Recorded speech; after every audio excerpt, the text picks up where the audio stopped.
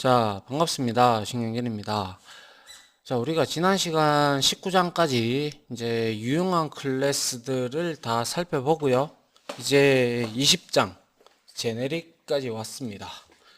이제부터는 조금 어떻게 보면 개념적으로 바라봤을 때 조금 어려운 부분들이 다소 많이 속해져 있어요. 20장 뭐 제네릭 뭐 스레드 뭐 그리고 컬렉션 이런 것들이 좀 어려울 수도 있어요. 다소 난이도가 있기 때문에. 그래서 저는 개인적으로 여기서부터는 고급 과정이 아닌가 그렇게 생각을 합니다.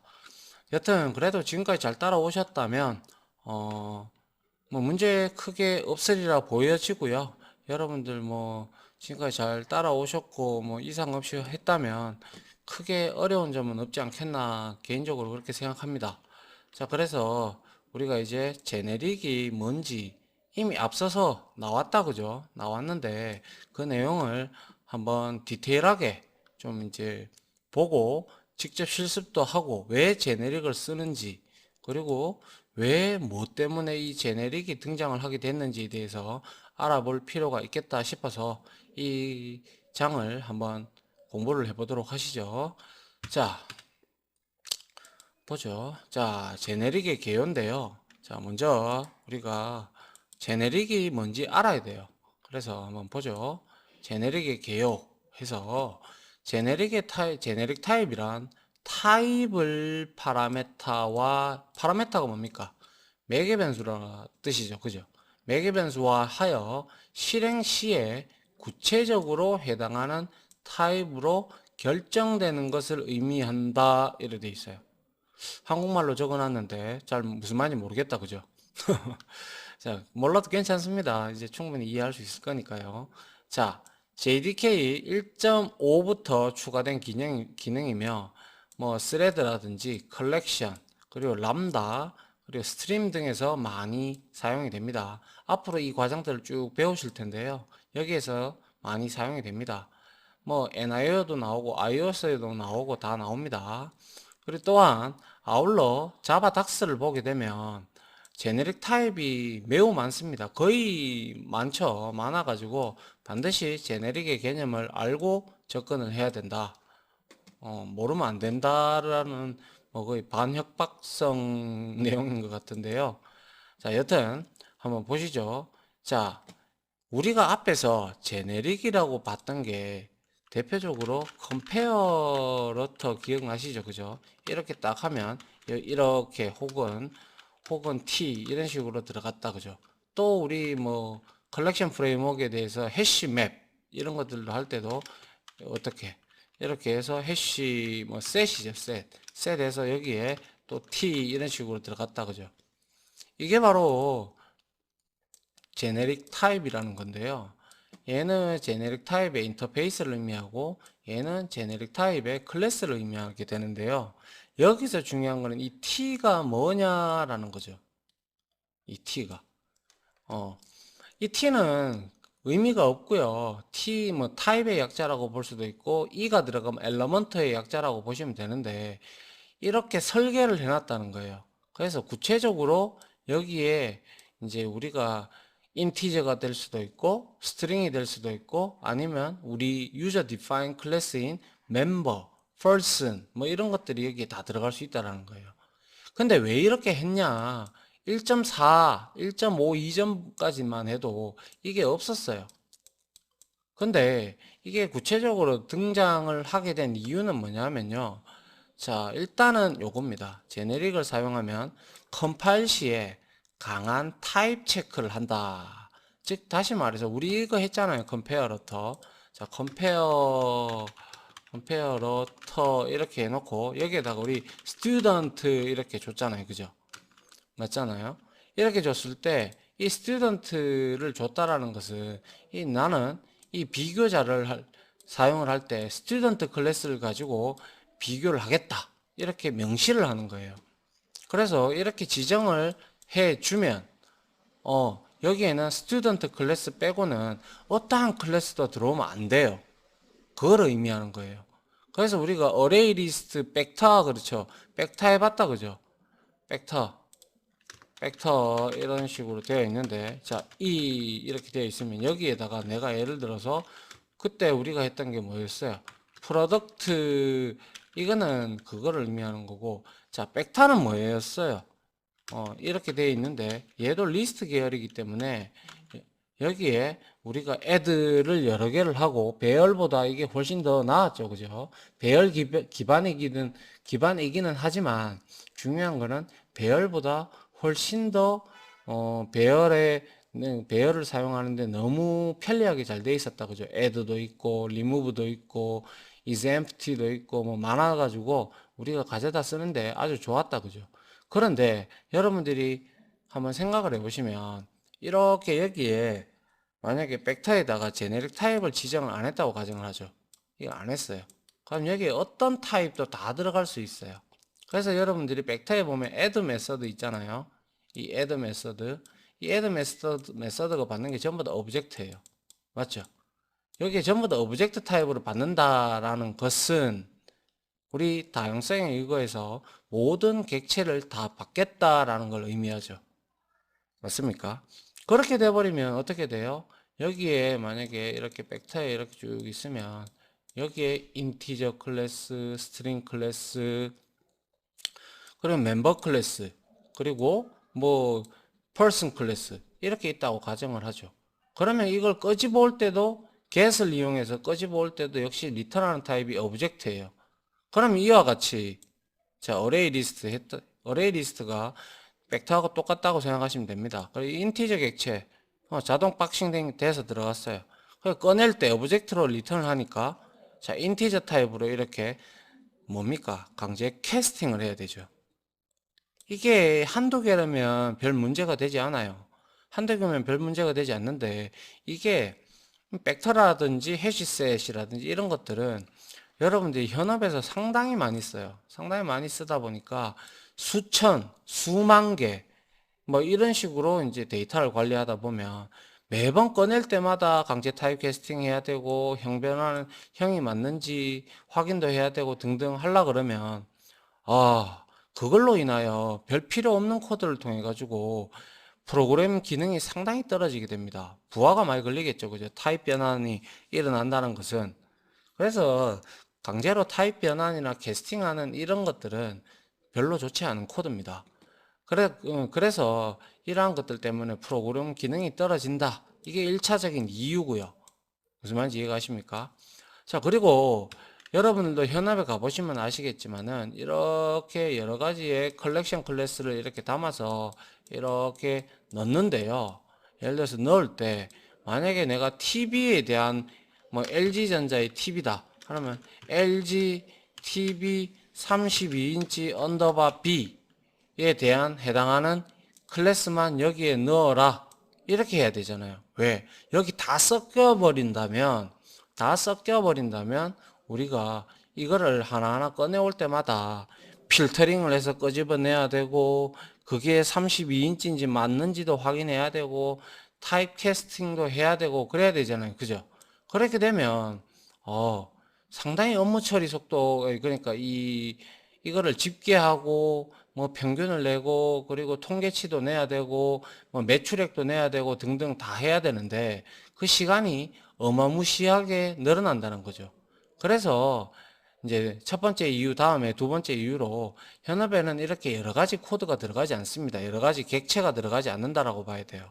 그래서 하나의 객체가 들어가 가지고 동일한 이놈이 들어가서 집계도 편리하게 하고 가져올 때도 이렇게 편리하게끔 해줘야 프로그래머는 이렇게 프로그램이 성능이 좋게끔 만들어줘야 그거를 사용하는 사용자들이 편리하겠죠.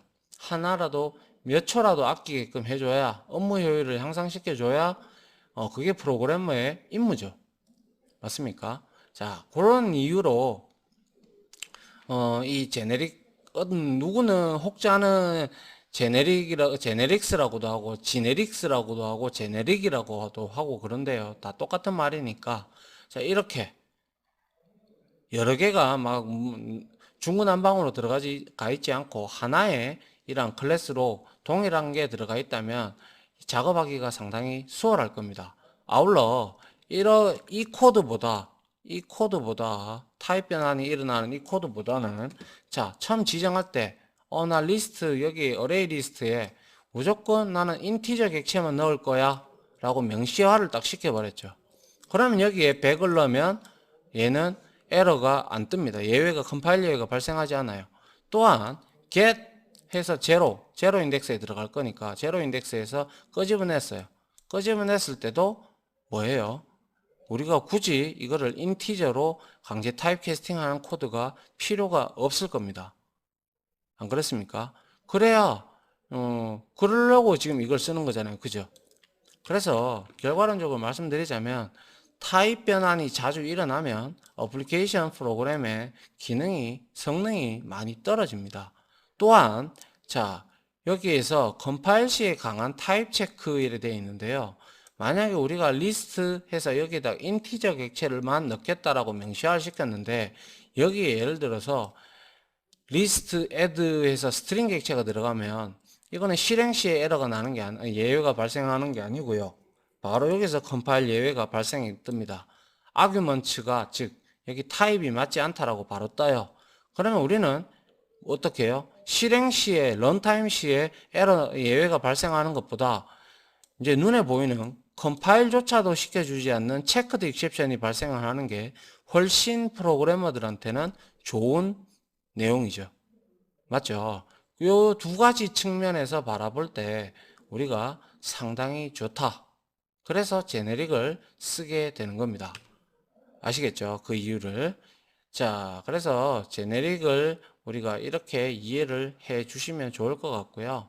자, 그러면 제가 예를 들어서 제네릭스를 쓴 자, 도큐먼트를 한번 볼까요? 자, 이걸 보면 여러분들 이해하기가 조금 그래도 수월할 텐데요. 자, 예를 들어서 우리가 앞에서 봤던 뭐가 있었죠? 자바랭 패키지에 보면 자바랭 어디 갔나요? 자바랭 그죠? 자바랭 여기 있네요. 자, 자바랭 패키지에 보면요. 여기에 클래스들 중에서 자, 뭐 예를 들어서 여기에는 그렇게 없는데요. 요거 컴페어러트하고 컴페어러블을 보죠. 제가 이걸 딱 클릭해 봤어요. 여기 보니까 T로 이렇게 쭉 돼 있어요. 그죠? 맞습니까?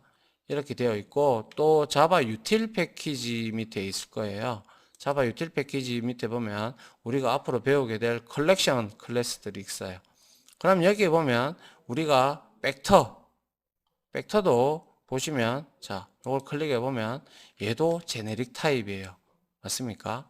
이렇게 제네릭 타입으로 지정하는 이유가 방금 제가 앞전에 설명드렸던 이유가 바로 그겁니다.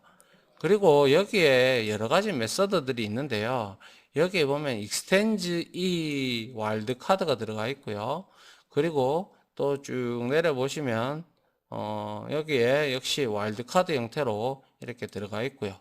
그리고 여기에도 보시면 컨슈머, 포이치 이건 나중에 우리가 스트림에서 배울 건데요.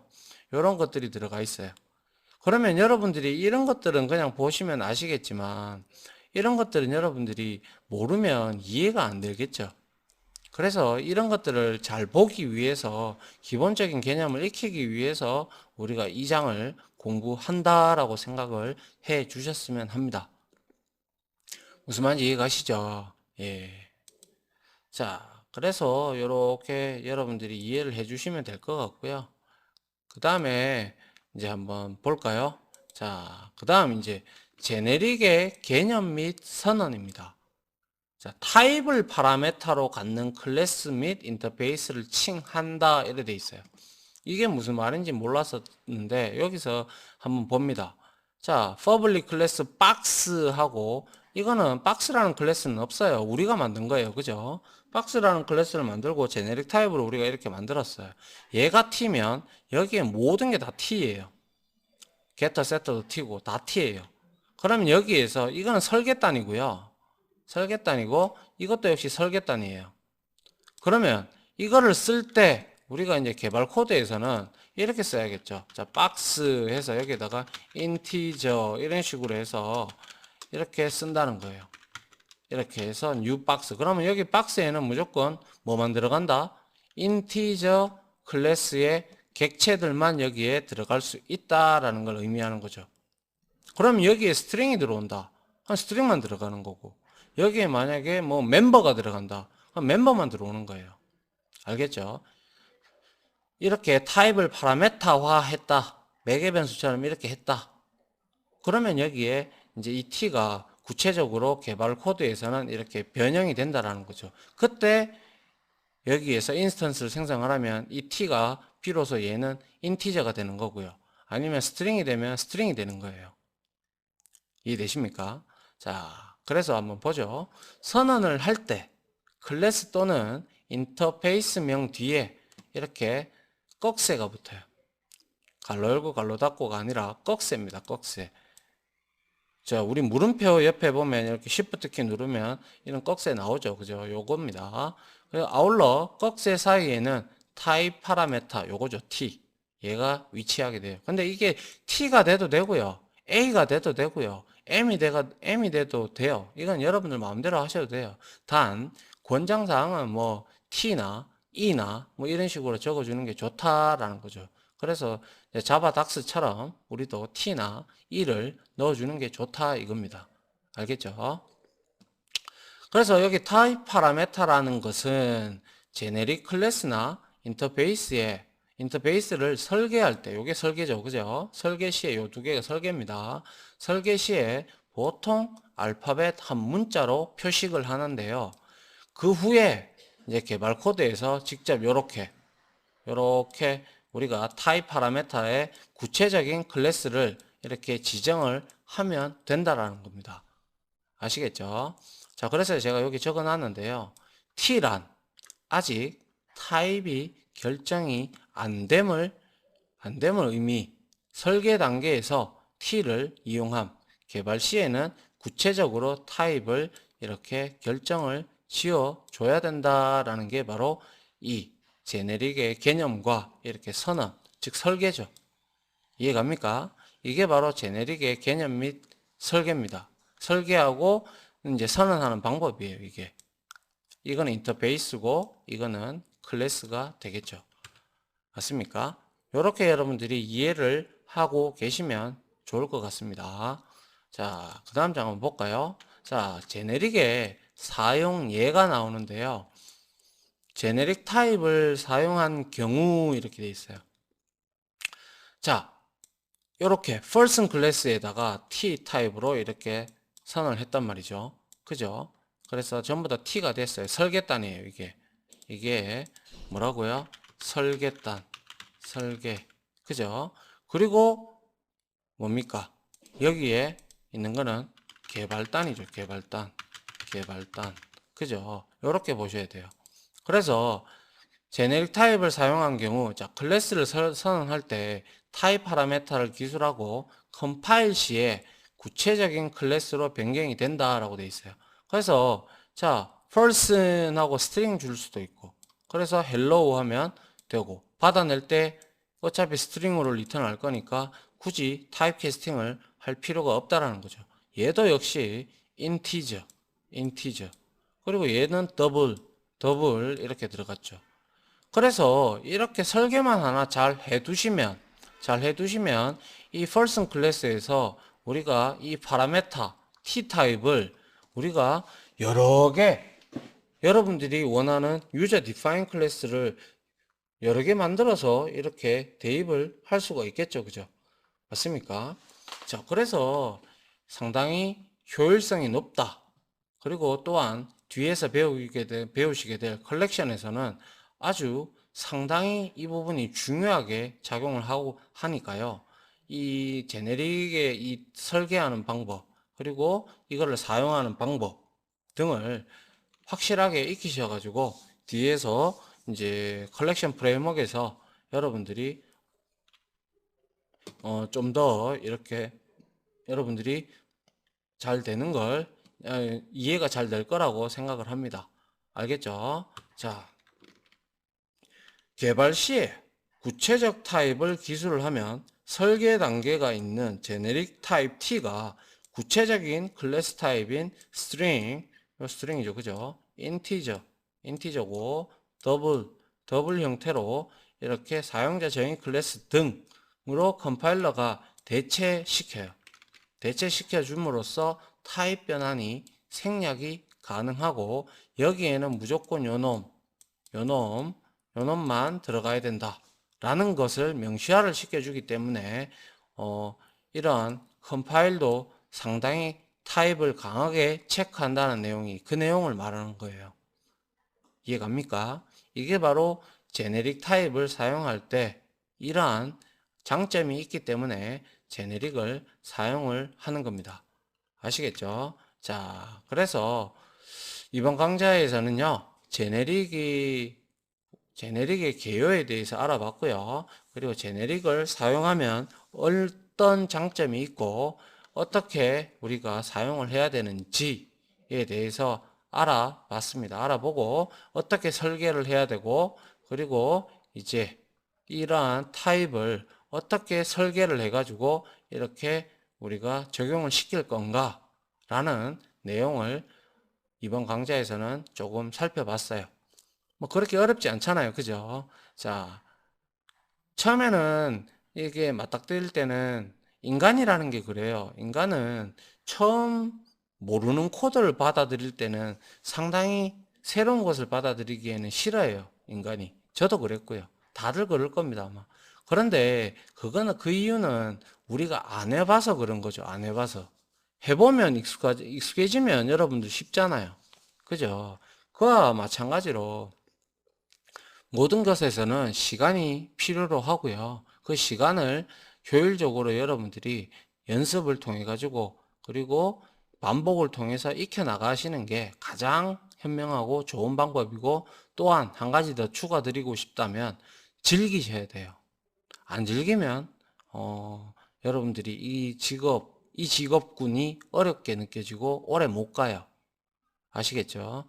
제가 개발만 거의 한 30년 했는데 그렇더라고요. 근데 뭐 저도 개발하면서도 짜증 많이 났고 화도 많이 나고 그러지만 그래도 중요한 거는 아, 저는 이거 하면서 개발하고 나서 릴리즈하고 배포할 때 되면 참 기분이 좋았어요. 뭔가 하나를 해냈다라는 뿌듯한 감. 그러한 열정이 있었기 때문에 제가 지금 여러분들한테도 이런 강의를 하지 않겠습니까? 그죠? 자, 여러분들도 그러니까 제가 드리고 싶은 말은 새로운 것을 두려워하지 마세요. 그냥 내 거다. 내가 공부해야 된다. 그러면 이해 안 되더라도 처음에 넘어가시고 두 번, 세 번, 네 번 이렇게 보시다 보면 어느새 손에 익어서 여러분들이 쓸 수 있게 됩니다. 자, 아시겠죠? 뭐든 안 그렇겠습니까? 그죠? 자, 아무튼 강의 들어주신다고 수고하셨고요. 자, 다음 강의는 이 제네릭을 직접 우리가 설계를 해서 그거를 이제 직접 사용하는 것까지 해서 예제를 들고 와서 한번 강의를 진행하도록 하겠습니다. 아무튼 강의 들어주신다고 수고하셨고요. 자, 다음 강의로 찾아뵙도록 하겠습니다. 자, 수고하셨습니다.